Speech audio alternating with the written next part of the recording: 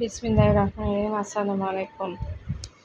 আমি দেশি এটা কচুর লতি বলা যায় বা আমাদের লতাও বলে।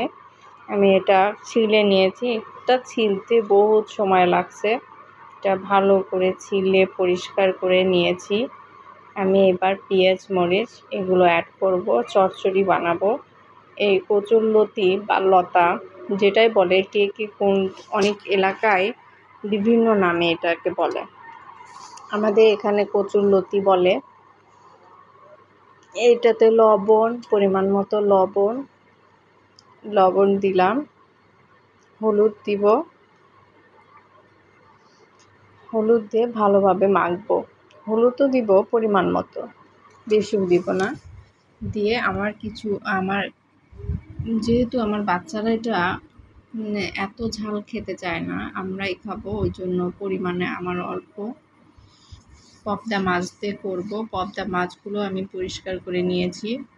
পদ্মা মাছ দিয়ে যদি চচ্চড়ি করেন কখনো, অনেক মজার রান্না এবং খেতেও অনেক ভালো লাগে। এটা সিদ্ধ হলে একদম নরম তুলতুলে হয়, একদম খাইতেও মুখে মিলে যায়। আমার হলুদ একটু কম মনে হলো, ওই জন্য আবার একটু দিলাম। তবুও এটা হলুদও দিলেও এটা হলুদ বোঝা যাবে না। সিদ্ধ হইতে এটা একটা কালচে কালার চলে আসবে। এতে প্রচুর পরিমাণে আয়রন আছে। আবার যাদের অ্যালার্জি আছে তারা এটা খেতে পারবে না, কিন্তু এটাতে অনেক পরিমাণ ভিটামিন রয়েছে, যা শরীরের জন্য অনেক দরকার। এটা যদি চিংড়ি মাছ দিয়ে রান্না করেন তো অনেক মজা, অনেক ভালো লাগে। আর আমি এটা পদ্মা মাছে ফ্রিজে যেটা ছিল সেটা দিয়েই রান্না করব। পদ্মা মাছ দিয়ে রান্না করব। ভালোভাবে মাখিয়ে নিচ্ছি। মাখাতে ঝাল লবণটা একটু সুন্দর হবে, ওটাও একটু চেখে দেখলাম কেমন হয়েছে। ঠিকঠাক হয়েছে, ওই জন্য আবার একটু মাখবো। মাখে এর সর্বশেষে মাছগুলো দিয়ে আবার একটু নেড়ে চেড়ে পানি দিয়ে দেব। তরকারি যেরকমই হোক না কেন, আপনি ভালোভাবে যদি পরিমাণ মতো ঝাল লবণ ঠিকঠাক দেন তাহলে চচ্চড়ি অনেক ভালো লাগে। আমি ছোট করে নিয়েছি, কারণ পদ্মা মাছের চচ্চড়িতে দিলে চামচ দিয়ে ওঠাতে নিলে পদ্মা মাছগুলো ভেঙে যায়, ওই জন্য ছোট করে নিয়েছি। এখন আর ভাঙার কোনো সম্ভাবনা নেই। আমার ছোট মাছ হলে এই চচ্চড়িটা আরও মজা হতো এবং ভালো হতো।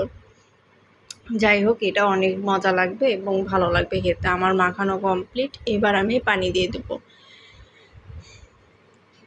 পানি খুব বেশিও দিব না, পরিমাণ মতো দিব। অল্প দিলে আমার হয়ে যাবে।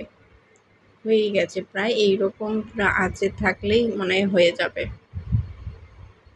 আমি সবগুলো ঠিকঠাক করে দিচ্ছি, ছড়াই দিচ্ছি সব দিকে যেন পানি ঠিকঠাক মতো যায়। আমার মাখানোটা কমপ্লিট। এবার ঢাকা দিয়ে চুলায় বসাই দেব। এই যে আমার চুলায় বসাই দিয়েছি, রান্নাটা প্রায় হয়েই গেছে। ভাপ উঠতেছে, দেখছেন তো কতটা কালার চেঞ্জ।